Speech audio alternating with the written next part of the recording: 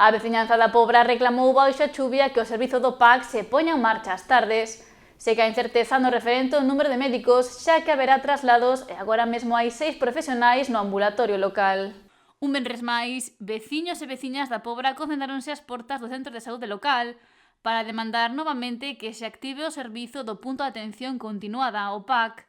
A situación do ambulatorio tivo unha pequena mellora no referente ao persoal médico que presta servizo nel, na actualidade. Temos 6 médicos, tiñamos que ter 7, xa temos 6, pero aínda así non están asegurados, porque agora van a vir uns traslados e non sabemos como van a estar. E outra cousa, nós non temos o PAC.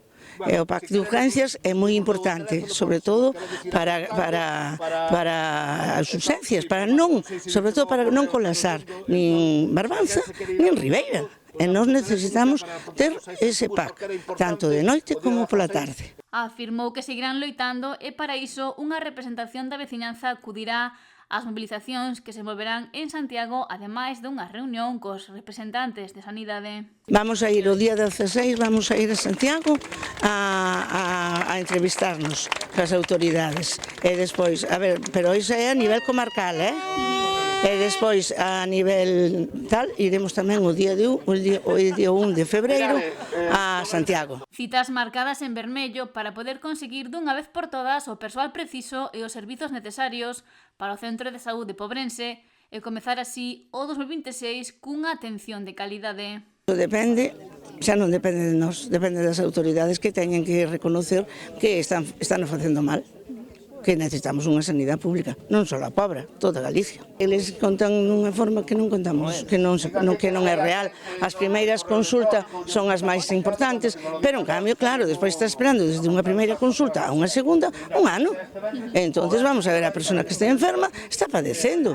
Eso non é real. Entonces eles dicen que non hai tanta lista de espera. Hai lista de espera, sobre todo en certas áreas. Outra cuestión na que incidiu a veciñanza é na privatización da sanidade pública. A sanidade está sendo o garete e bueno, mira, eu sí que vos podo comentar porque a xente fala moito de que con un seguro privado xa o arranxas todo e mira, eu teño a meu pai con un dos tratamentos que lle vale 3.000 euros a caixa de 30 pastillas que ten que tomar unha pastilla a diario. Entón, que seguro privado me vai a coller a min a meu pai?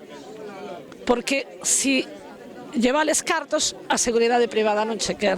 Entón, temos unha sanidade pública pola que nosos antepasados loitaron moito, que era maravillosa e que están acabando con ela. Polo que reclama que a sanidade siga a ser pública e de calidade, algo que pide tamén parte da veciñanza pobrense. É única das cousas que suceden na contorna que, yendo para atrás, ibas a mejor. Ir para adiante, pero para atrás. No es el progreso, es el negocio que nos está invadiendo el razonamiento. Lo están complicando cada día. No es esto, que casi todo lo que tocan lo joden. Polo que fixo unha petición aos responsables da sanidade galega. Que haya la sanidad pública y universal, como lo hubo hasta ahora. Y lo demás son, digamos, parches falsos y con pretensiones siniestras.